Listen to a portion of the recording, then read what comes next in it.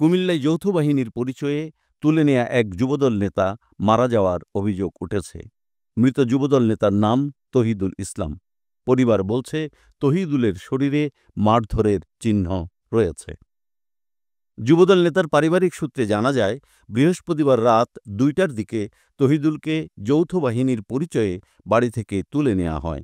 পরে শুক্রবার বেলা ১২টার দিকে পুলিশ পরিবারের সদস্যদের কল করে জানায়, তহিদুল আহত অবস্থায় গোমতী নদীর পাড়ে পড়ে আছে। সেখান থেকে পুলিশ প্রথমে তহিদুলকে সদর হাসপাতালে, পরে সেখান থেকে কুমিল্লা মেডিকেল কলেজ হাসপাতালে নিলে কর্তব্যরত চিকিৎসক তাকে মৃত ঘোষণা করেন।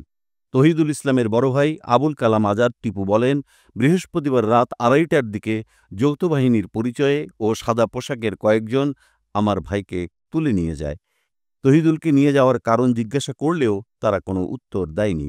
পরদিন শুক্রবার সকাল ৮টার দিকে তারা আবার আমার ভাইসহ আরেকজনকে নিয়ে বাড়িতে এসে ১ ঘণ্টা বিভিন্ন ঘরে তল্লাশি চালায়।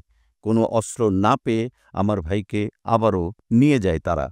কুমিল্লা মেডিকেল কলেজ হাসপাতালের জরুরি বিভাগের চিকিৎসক তানভীর আহমেদ বলেন, শুক্রবার বেলা ১২:৩০টার দিকে পুলিশ তহিদুল ইসলামকে জরুরি বিভাগে নিয়ে আসে।